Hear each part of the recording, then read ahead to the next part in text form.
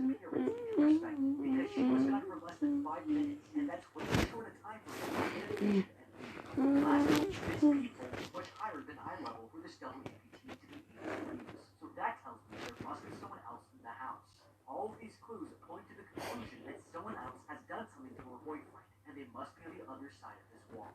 Instead of walking out like she isn't sure what happened, I would be running to the telephone to call 911.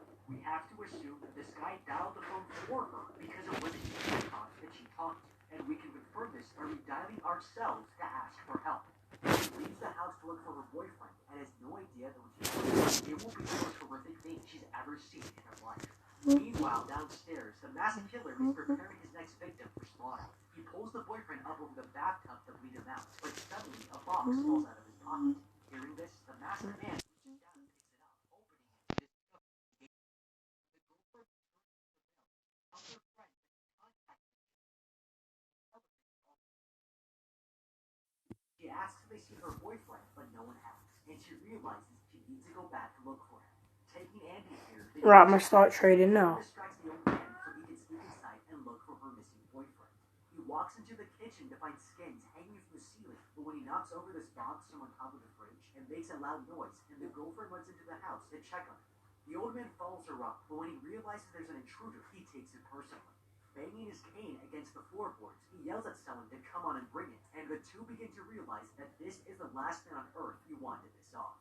Behind them, the wall opens up, and the masked man steps out with a chainsaw. They run into the other room, but Andy trips and drops his tire iron. The girl tries to hold it shut, but the masked man tears through the latch.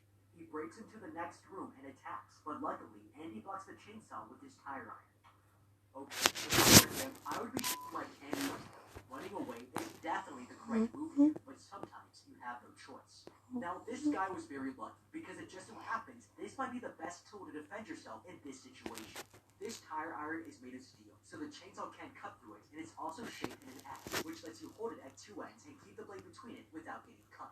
The way he's doing it here is too close to his hands, and the obvious instinct should be to try to keep the blade in the middle of the X, because it will limit his movement. Right now, Andy is in a perfect position to kick him hard in the nuts. Now, I know it's undignified, but it's also very effective. It's practically an involuntary instinct to protect yourself when attacked in the nether regions, and the killer will clench his groin muscles and loosen his grip on the chainsaw. This gives Andy here the perfect moment to attack him with his own weapon. The strongest point of force being applied here is going to be at the bottom of the blade, and because of the distribution of that force, it gets much weaker at the top. Andy can use this to his advantage and overpower him by basic physics here, by taking him in the balls and pushing the top of the chainsaw forward into the guy's face. Andy managed to escape. So guys, at 660 subs, I'll start giving Team of the Season packs. Andy screams in pain as he's picked up and taken back into the house. Carried into the basement, he's lifted in the air and slammed onto a beat from his ribs. Andy has no idea what's planned for him is going to be a lot worse than death. Barely here runs back to the old man where her friends are still waiting and jumps into the van. Panicked, she tries to start the car, but no matter what she does, the engine won't start. Now they're stuck here, with no way to protect themselves, and a killer is on the loose. That's when the sheriff suddenly appears. Relieved, she tries to tell him about her murdered friend, but when he notices a joint on the dashboard, this bad situation gets a lot worse. He orders them all to get out of the car, and they have no choice but to obey. Aaron tries to tell him there's a killer with a chainsaw, but the man fires his gun at her, the bullets landing inches away from her head. They're terrified, but this guy is only getting warmed up. He picks up Morgan and forces him into the van, where he asks him what happened to the hitchhiker. Scared out of his mind, Morgan here can't believe what's happening, but the sheriff screams at him to take the gun and be knocked to death, ordering him to put it into his mouth and pull the trigger. Okay, I know what you're thinking. Just turn it around and shoot him. This sheriff just handed us the weapon, and we can easily turn it against him to get out of this situation. But that's the dumbest thing we could possibly do. Who's new? Can I be moderator on your channel, please? Not at the moment. Not at the moment. JB Gamer, what do you mean?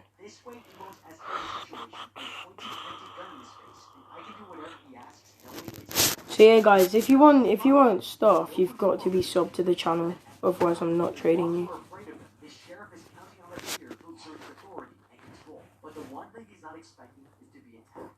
This guy is an overweight, 60-year-old man, and from the size of his arms and chest, it looks like he has little upper body strength.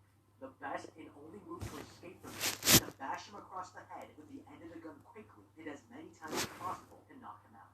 This sounds extreme, but it's a completely valid thing to do because he's put us in a very unethical situation. Just shoot him with the gun instead of bloody bashing him. You don't need to do that. Oh, no bullets.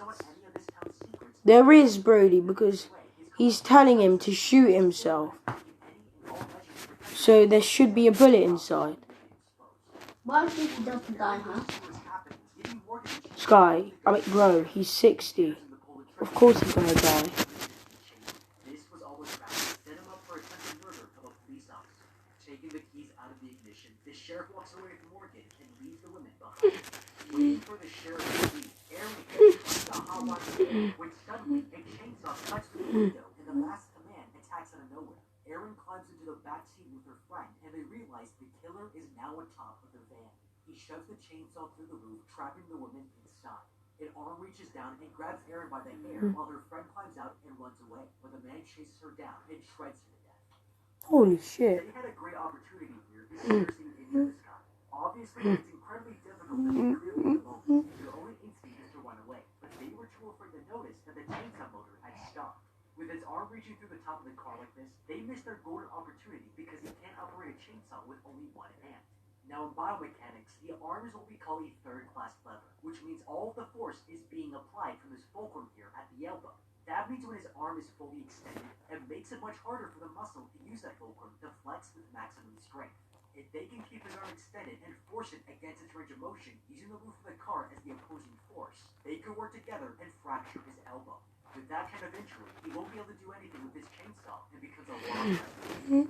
Horrified, Erin watches her friend get killed from inside the car, but when the killer turns around, she realizes he's wearing a mask made from her boyfriend's face.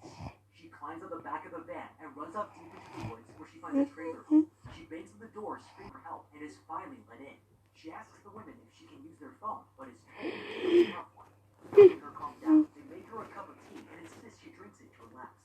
It's probably spiked. And goes to take a look. But strangely, neither of these women are in the picture. Suddenly she hears a phone ring and realizes they not only lied to her, but have also kidnapped this child. Feeling dizzy, she tries to escape from the trailer but collapses to the floor in a drugged haze.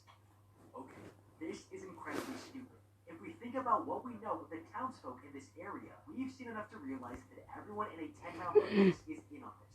Right at the gas station, called the corrupt sheriff to lure us away from the proper authorities. The kid at the mill sent us to the house where the killer lives